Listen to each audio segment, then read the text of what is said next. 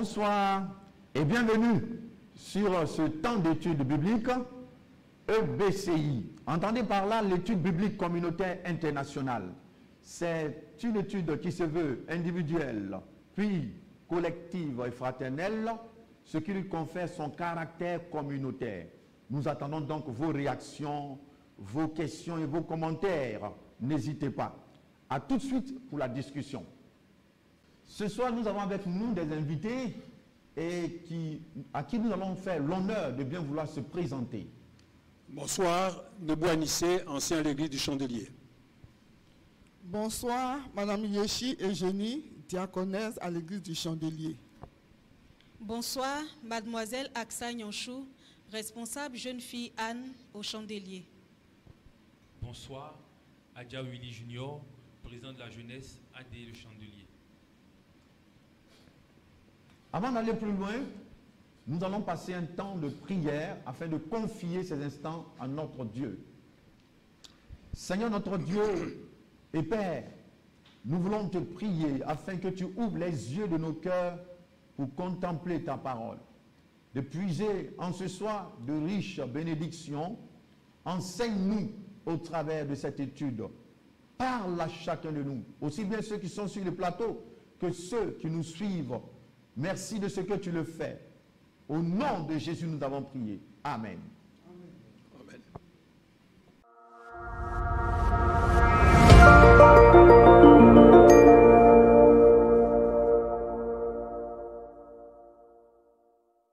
Nous voulons revenir à la question que nous vous avons posée la semaine dernière, à savoir comment votre relation avec Dieu affecte-t-elle votre relation avec votre famille, vos amis et vos voisins.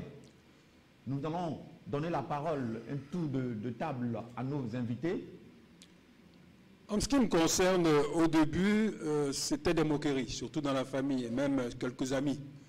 Et plus tard, on a commencé à bénéficier de beaucoup de respect.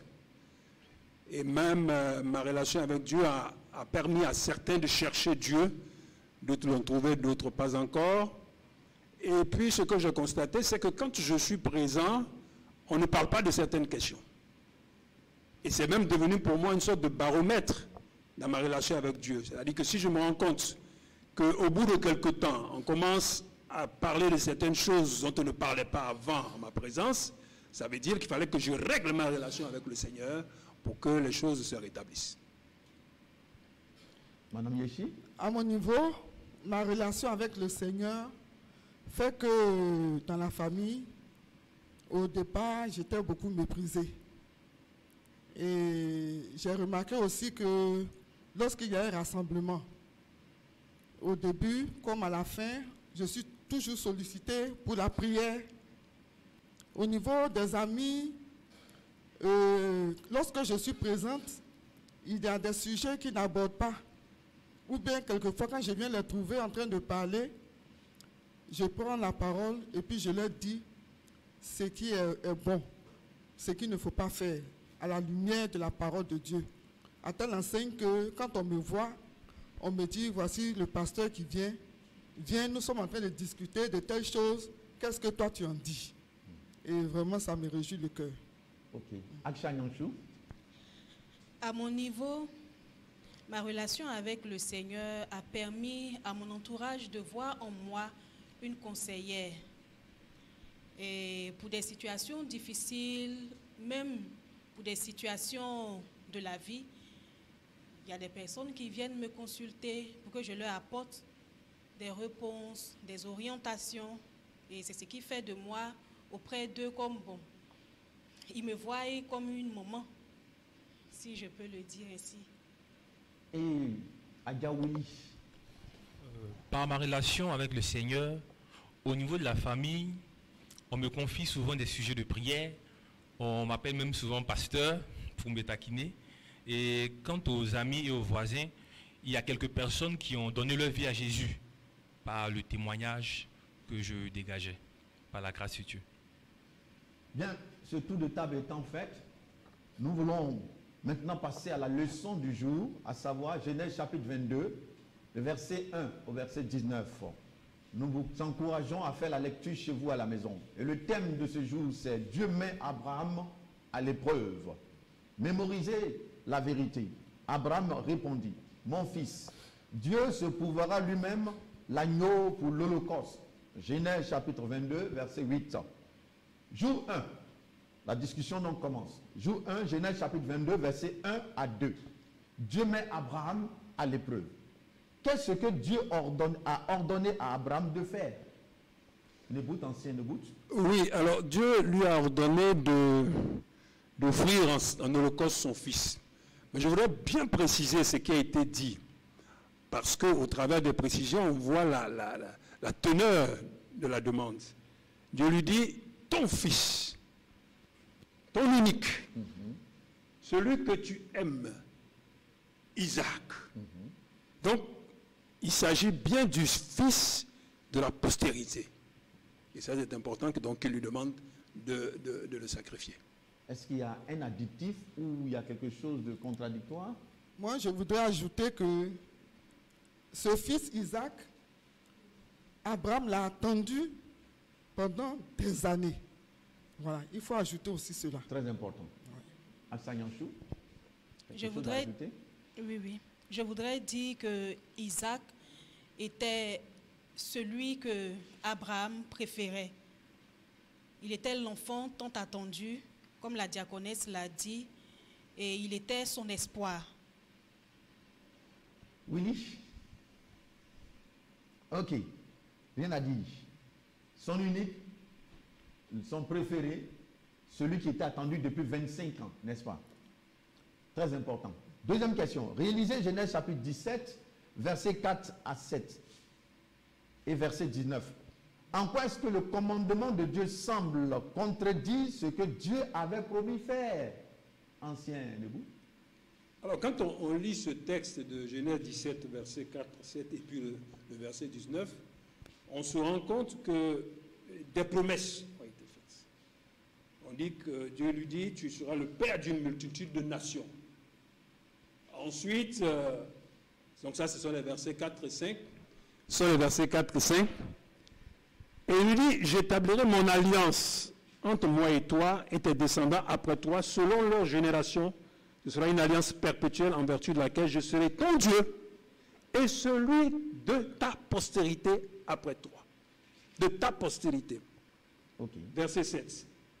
Et puis à Isaac, il dit, j'établirai, par rapport à Isaac, j'établirai mon alliance avec lui, comme une alliance perpétuelle pour sa postérité après lui. Le verset 19.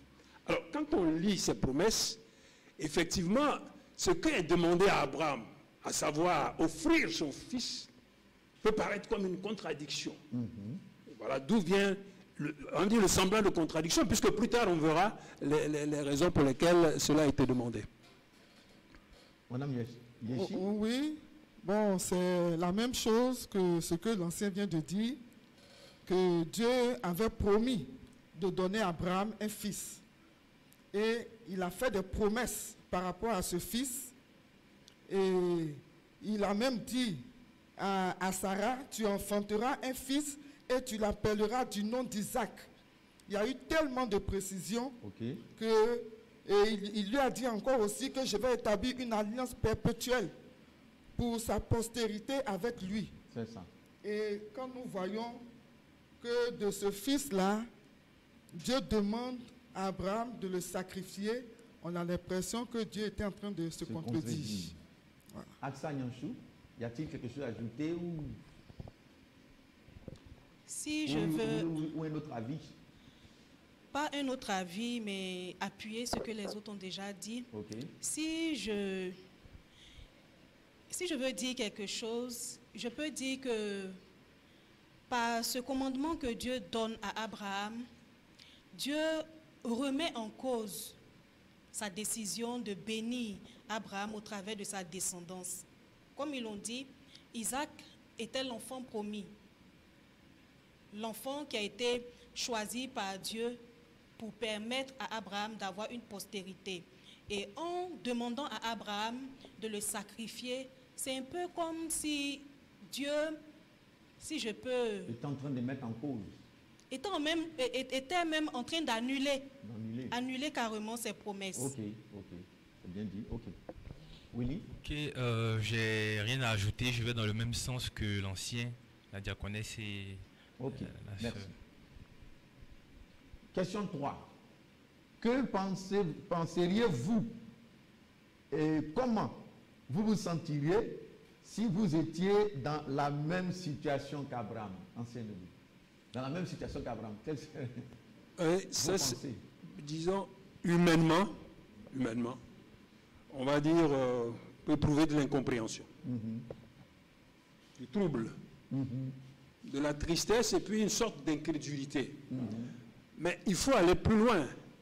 C'est pour ça que je dis humainement. Parce que ce genre de réponse ou de réaction dépendra toujours du niveau de connaissance qu'on a de Dieu et du niveau de relation, du type de relation qu'on a avec le Seigneur. Voilà. Donc, si je me mets sous cet angle purement spirituel, parce qu'Abraham, il a quand même une histoire avec le Seigneur. Il y a eu plusieurs situations. Si on commence par le moment où on lui dit « quitte ta patrie », il le fait. Ensuite, il y a la séparation d'avec Lot. Donc, ce sont des choses qui coûtent. Et puis, la séparation même d'avec Ismaël. Avec Ismaël et Agar. Et Agar. Donc, c'est des choses qui coûtent. Donc, il a une histoire avec le Seigneur. Et là, ce qu'on lui demande est encore plus sérieux. Mais comme il est préparé. Donc, déjà et donc, préparé. Maintenant, si on applique ça à nous, je dis bien, si c'est vrai, si on a une bonne relation avec le Seigneur, si on a une histoire avec le Seigneur, si on a connu des situations où Dieu nous a demandé de, j'ai failli dire, de sacrifier notre Isaac, parce qu'il y a plusieurs sortes d'Isaac qu'il faut sacrifier quand on en parlera plus tard.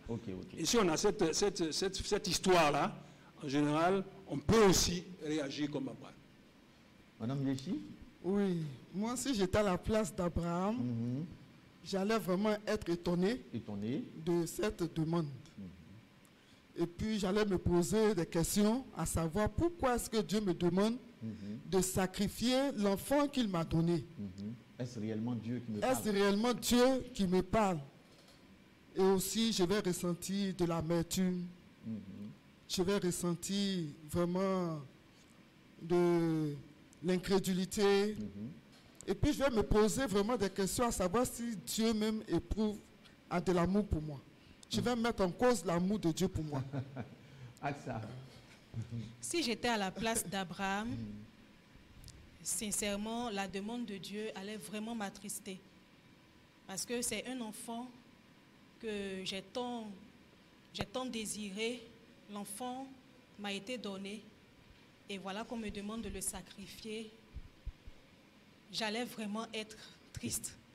Mais en même temps, pour avoir eu une expérience avec le Seigneur, pour avoir vu Dieu intervenir dans certaines situations de ma vie, je n'allais pas m'opposer. J'allais faire ce que Dieu me demande. Parce que je me dis que si Dieu me le demande, il sait pourquoi. Et il est capable de préserver la vie de l'enfant. Même s'il ne le fait pas, j'allais m'exprimer un peu comme Job. Dieu a donné, Dieu a repris, que son nom soit béni. Amen. Willy? Si j'étais dans la même situation qu'Abraham, honnêtement, j'aurais eu beaucoup de choses qui me seraient passées à l'esprit. Entre autres. Est-ce qu'il faut accepter? Est-ce qu'il faut refuser? Est-ce que c'est Dieu vraiment qui parle? Pourquoi est-ce qu'il me demande une chose difficile? Et je crois que ce sont des situations qui doivent être vécues afin de savoir exactement comment est-ce qu'on pourrait réagir. Je serais frustré, mais j'aurais quand même obéi. Je pense que cette question est pour vous aussi, chers internautes qui nous suivez présentement. Qu'auriez-vous fait? Qu'auriez-vous pensé à la place d'Abraham? Vous savez que c'est des situations qui nous mettent vraiment dans l'embarras, le doute. Mais comme l'ancien l'a dit et plusieurs l'ont repris, cela dépend aussi du niveau de compréhension que nous avons de Dieu, de la connaissance que nous avons de Dieu. Notre réaction en dépendra. Merci. Alors, apprenez la vérité. Dieu avait donné à Abraham un cadeau incroyable quand il a miraculeusement amené Isaac dans sa famille. Dans cette leçon, nous verrons Dieu demander à Abraham de lui faire don de ce cadeau, le fils promis. C'est comme si Dieu disait à Abraham, « M'aimes-tu plus que tu n'aimes mon cadeau, ton fils ?» Parfois, nous aimons les dons que Dieu nous a faits. Notre maison, notre famille, notre emploi, nos amis, etc. Plus que le donateur lui-même. Puis, si Dieu décide de nous reprendre le cadeau, nous devenons amers et nous sommes en colère contre lui et nous doutons de son amour pour nous. Cette semaine, n'oubliez pas de remercier Dieu pour tous les dons qu'il vous a faits. Reconnaissez qu'il est le dispensateur de toutes les bonnes choses. Ensuite, demandez-lui de vous aider à l'aimer plus que ses dons. À la fin de la semaine, partagez vos réflexions, n'est-ce pas, avec vos amis, vos voisins, et pourquoi pas votre famille, et même avec notre page Facebook.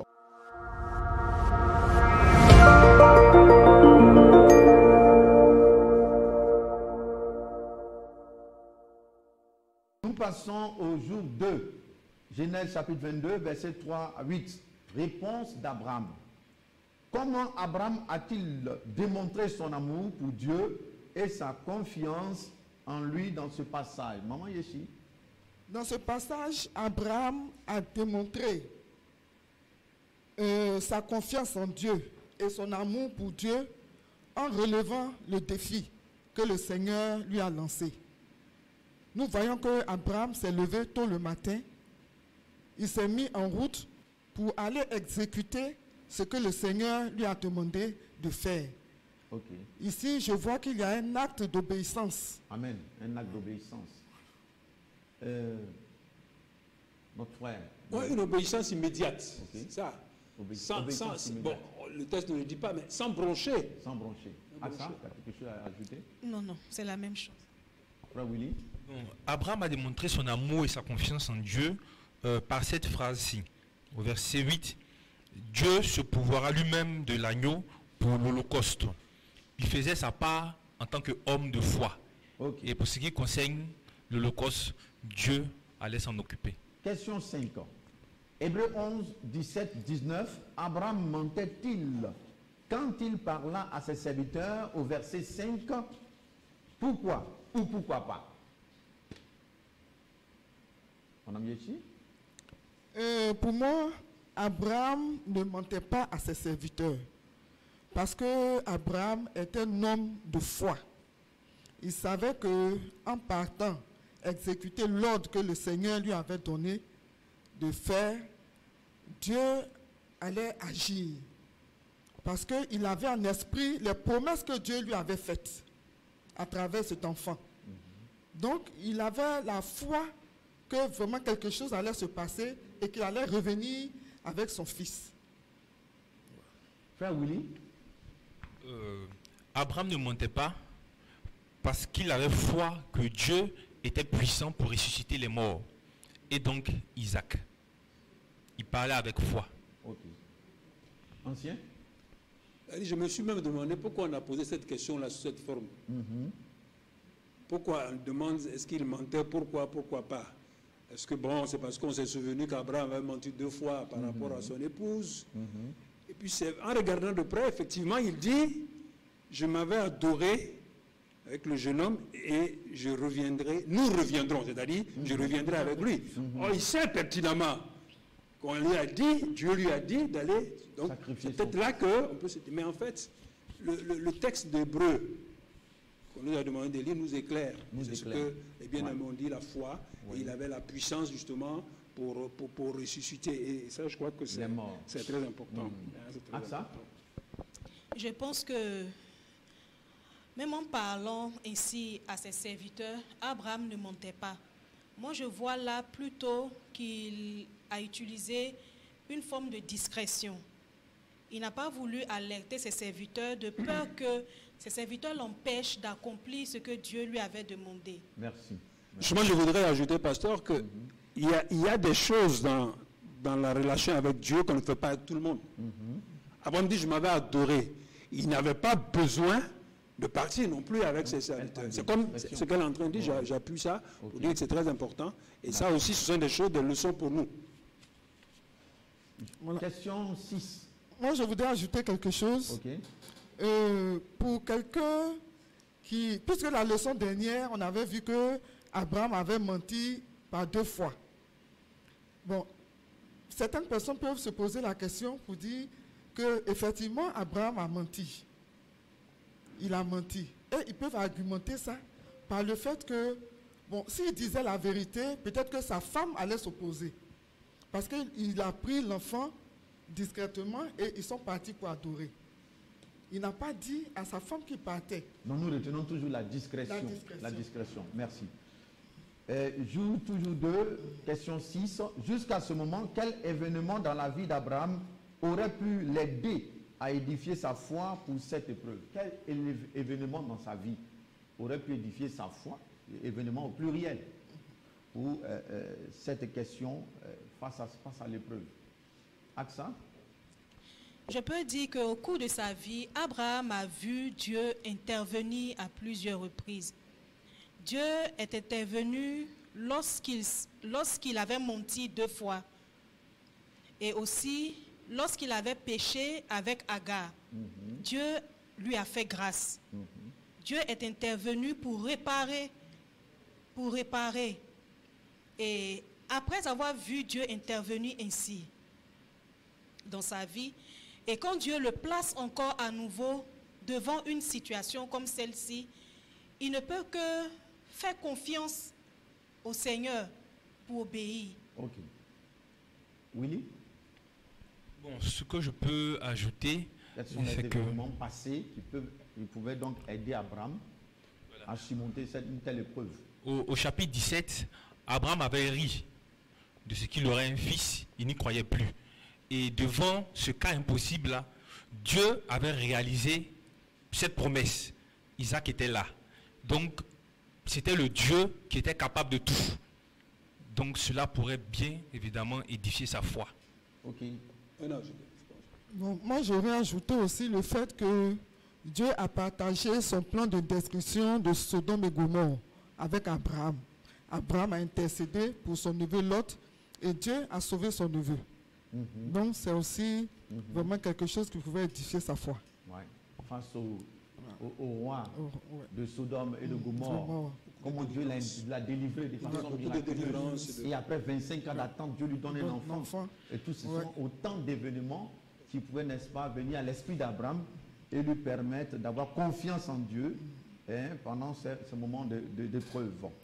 Jusqu'à ce moment, donc, je crois que Abraham a dû ressasser tous ces événements pour avoir en lui la foi. Jour 3. Genèse chapitre 22, versets 9 à 14. Dieu pourvoit pour l'agneau. Dieu pourvoit pour l'agneau. Question 7. Lisez Jacques chapitre 2, verset 21 à 24. En quoi est-ce que les actions d'Abraham prouvent que sa foi est authentique? Les actions d'Abraham. En quoi est-ce que, selon Jacques chapitre 2, 21 à 24, selon ce passage, en quoi est-ce que les actions d'Abraham prouvent que sa foi est authentique? Ancien, vous? Parce que Jacques nous parle de la foi et des œuvres. Et Abraham, par son obéissance, donc par ses œuvres, démontre sa foi. Il démontre sa foi. Il démontre sa foi. Alors, je voudrais peut-être ajouter quelque chose d'important par rapport à ce texte de Jacques. On sait bien que dans l'histoire de l'Église, certains ont vu une contradiction en ce que Jacques dit par rapport aux œuvres et ce que Paul dit dans l'Épître aux Éphésiens, au chapitre 2, versets 8 à 9, n'est-ce pas? Il dit bien que nous sommes sauvés par la grâce au moyen de la foi. Cela ne vient pas de nous, c'est le don de Dieu. Ce n'est point par les œuvres, afin que personne ne se glorifie. Alors quand Jacques dit que c'est aussi par les œuvres, quelqu'un va dire, oh non, c'est simplement que Jacques, et c'est pour ça qu'on parle d'authenticité de la foi, Jacques est en train de dire, la foi qui sauve, la foi qui est authentique, elle doit se démontrer par les œuvres. Elle se démontre. Elle doit se démontrer par l'obéissance. Ok. Si ce n'est pas le cas, il faut revoir. Ok. cette foi. Question 8. Quand et comment Dieu intervient-il? Aksa. Dieu intervient au moment où Abraham s'apprêtait à sacrifier l'enfant. Au moment où Abraham s'apprêtait à sacrifier l'enfant. Question 9. Quel nom Abraham a-t-il donné au lieu où il a voulu sacrifier Isaac? Frère Willy? Il donna le nom de Jéhovah Jireh à ce lieu-là. Le nom de Jéhovah Jireh qui signifie Dieu pourvoira. Dieu pourvoira. À la montagne, Dieu pourvoira. Ok. Nous passons maintenant au jour 4. Genèse chapitre 22, versets 15 à 19. Dieu confirme sa bénédiction à Abraham. Question 10. Comment l'Éternel a-t-il montré qu'il se réjouit de l'obéissance d'Abraham? Madame Yeshi? Dieu a montré qu'il se réjouit de l'obéissance d'Abraham en jurant de le bénir, de multiplier sa postérité comme les étoiles du ciel et comme le sable qui est sur le bord de la mer, et que sa postérité dominera ses ennemis. Toutes les nations de la terre seront bénies en Abraham. Merci. Ancienne de vous quelque chose à ajouter? Oui, comme dit Mme Yeshi, Yeshi? il y a une reconfirmation des promesses. Une reconfirmation. c'est sûr que Et puis, il y a un ajout important. C'est-à-dire, quand il lui dit, toutes les nations de la terre seront bénies en ta postérité. ta postérité. Et ta postérité possédera la porte de tes ennemis. Ce sont des éléments que Dieu ajoute à sa bénédiction. Parce qu'il est satisfait Tout à de fait. l'action, de la foi d'Abraham. Tout à fait. N'est-ce pas? Question 11. Selon vous, pourquoi a-t-il reconfirmé ses promesses à Abraham en cette période? Aksa? Je pense que Dieu reconfirme ses promesses à Abraham pour le rassurer. Pour le rassurer que les promesses qu'il lui avait dites dans le passé demeurent encore.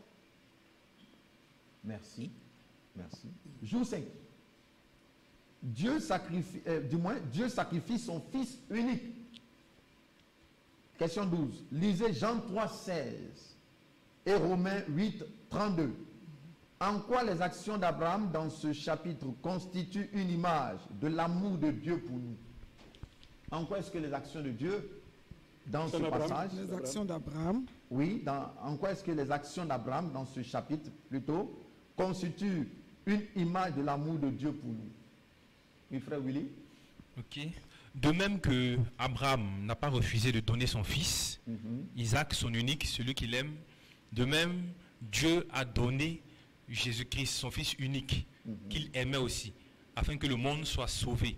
Amen. Mais là où Abraham a reçu l'ordre de Dieu de ne pas porter la main à l'enfant, quant à Jésus, Dieu l'a... Dieu n'a pas épargné son propre fils. Voilà, Dieu ne l'a pas Il a épargné. livré en sacrifice. Il a livré un sacrifice, en effet. Voilà. Dieu n'a pas voulu certainement que Abraham tue Isaac parce que Dieu ne prend pas plaisir au sacrifice humain. C'est surtout cela. Tout à l'heure, on a dit que dans les promesses, il y avait une qui avait été ajoutée. Hein, à savoir que toutes les nations seront bénies en ta postérité. Or, Jésus-Christ est de la postérité d'Abraham. Et par lui, tout le monde peut être sauvé. Tout le monde peut être sauvé. Tout le monde peut être béni. Merci. Question 13. Lisez Jean chapitre 1 verset 29 et 2 Corinthiens 5 21. Dieu a donné un bélier comme substitut pour Isaac. Expliquez comment, de la même manière, Jésus est un substitut pour nous. Aksa.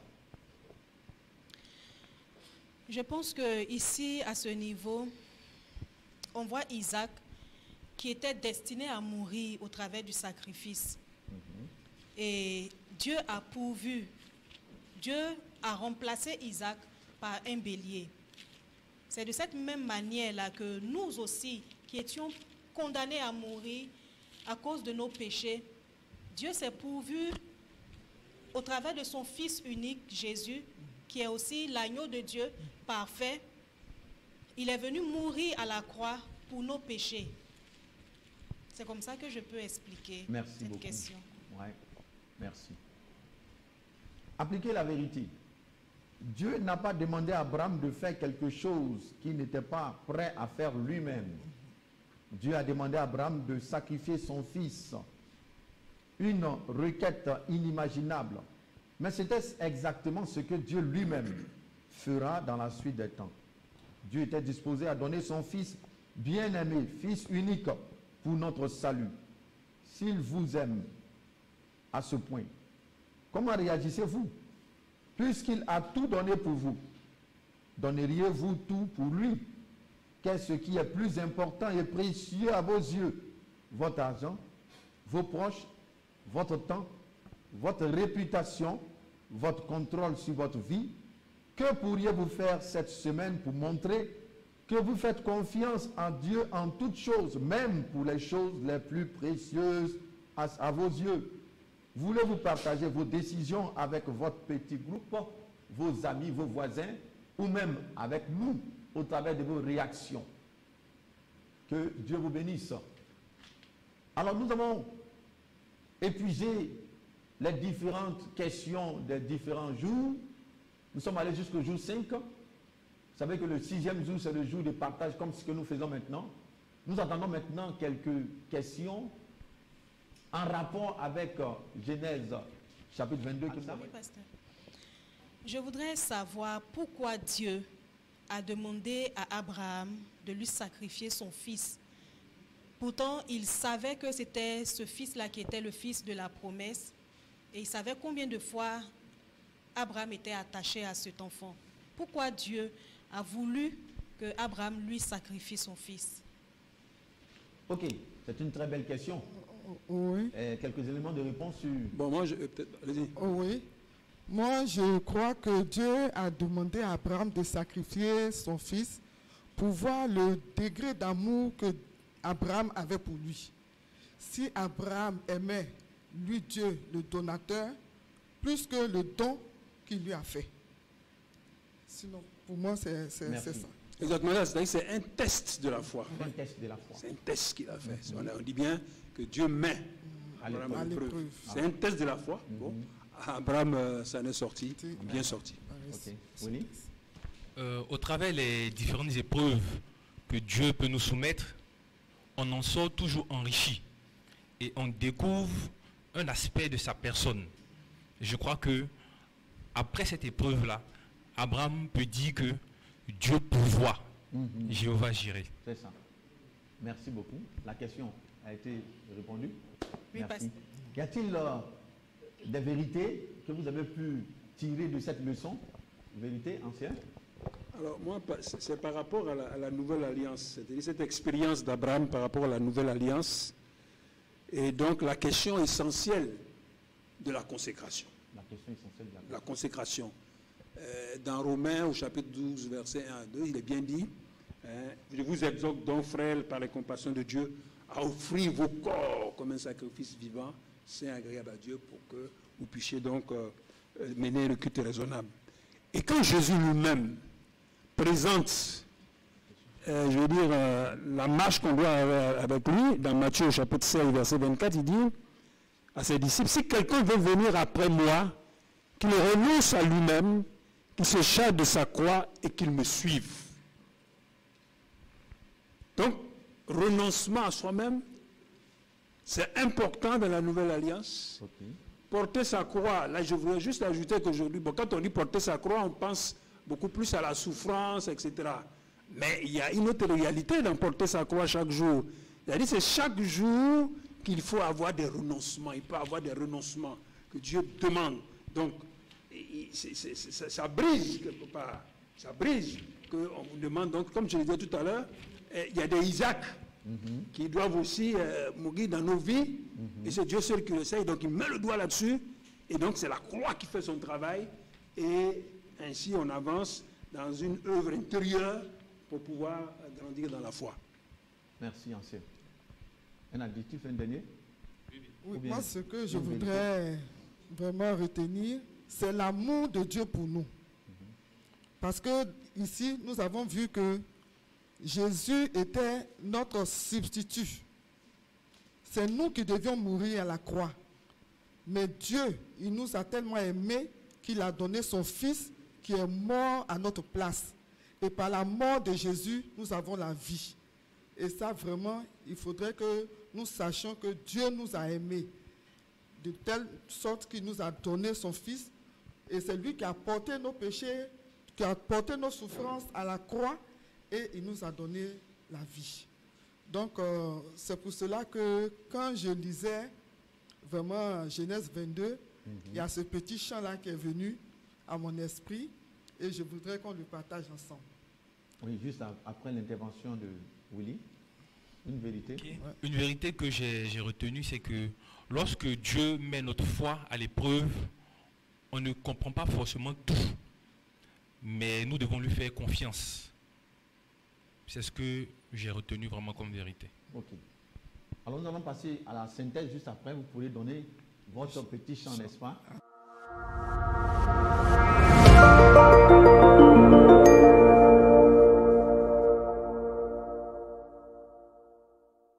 Pour la synthèse de ce jour, en Genèse chapitre 22, versets 1 à 9, qui a constitué notre étude, le thème « Dieu met Abraham à l'épreuve ». Abraham est l'homme par qui Dieu veut réaliser son programme de restauration et de bénédiction pour l'homme. Dans ce partenariat entre Dieu et Abraham, la foi de son serviteur est mise à rude épreuve quand Dieu lui demande de lui offrir en sacrifice son unique fils, le fils de la promesse, Isaac. Quel est le but de cette épreuve? Abraham va-t-il réussir au test de Dieu? Et quel sens peut cacher ou préfigurer le sacrifice d'Abraham? Premièrement, le but de l'épreuve. Ici, Dieu veut tester l'amour que Abraham a pour lui. Le plus grand commandement est d'aimer Dieu plus que tout. Aimer Dieu plus que tout. Rien ne doit prendre la place de Dieu dans le cœur de l'homme. Il nous faut aimer Dieu plus que les dons de Dieu. Aimer la poule que les œufs d'or. Aimer la poule aux œufs d'or plutôt que les œufs d'or. C'est bénéficier toujours des œufs d'or. Deuxième, la réaction d'Abraham face au test de Dieu. Face à une épreuve, on peut réussir comme on peut échouer. Abraham a réussi le test en montrant de la promptitude dans son obéissance à Dieu. Soyons prompts quand il s'agit d'obéir à Dieu, comme les anges. D'un vol rapide, Gabriel pose des actes en faveur de l'Éternel. Aussi, c'était une démonstration de la foi, car il pensait que Dieu est puissant même pour ressusciter les morts. Aussi le recouvra-t-il par une sorte de résurrection, selon Hébreux chapitre 11, 17 à 19. Restez ici, moi et le petit, nous irons là-haut pour adorer Dieu, puis nous reviendrons. N'est-ce pas là un acte de foi? Troisième, et qui constitue en même temps notre conclusion, le sens caché de Genèse chapitre 22, ou ce que Genèse 22 préfigure. De la même manière que le bélier fut un substitut en remplacement d'Isaac, Christ, le Fils unique de Dieu, est le substitut de Dieu pour les pécheurs que nous sommes.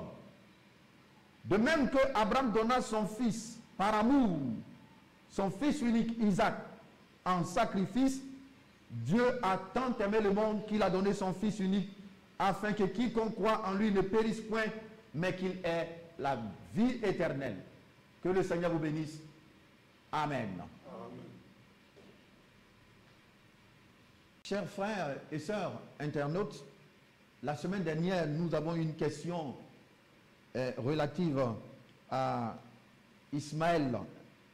Est-il une bénédiction? Et la question est du frère Jean Bat. Ismaël est-il une bénédiction?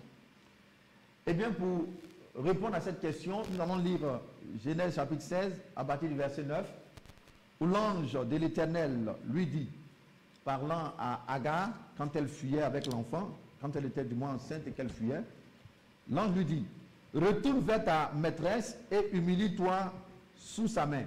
L'ange de l'Éternel lui dit, je multiplierai ta postérité et elle sera si nombreuse qu'on ne pourra la compter. L'ange de l'Éternel lui dit, voici tu es enceinte et tu enfanteras un fils à qui tu donneras le nom d'Ismaël, car l'Éternel t'a entendu dans ton affliction. Il sera comme un âne sauvage, sa main sera contre tous et la main de tous sera contre lui. Et il habitera en face de tous ses frères. Voilà. Donc, je crois qu'à partir de cette réponse biblique, Ismaël est une bénédiction de Dieu. En ce sens que c'est Dieu qui l'a béni.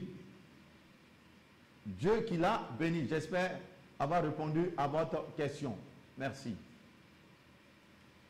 Chers frères, nous allons vous donner une question pour la semaine prochaine. Que, à la place d'Abraham, que penseriez-vous, qu'auriez-vous fait? Au thème donc de ce moment, nous voulons que vous reteniez ceci. EBCI, c'est la parole de Dieu à tous et la parole de Dieu en tous. Nous allons donc terminer ce moment par un chant que Maman Yeshiva nous donner. Entendez.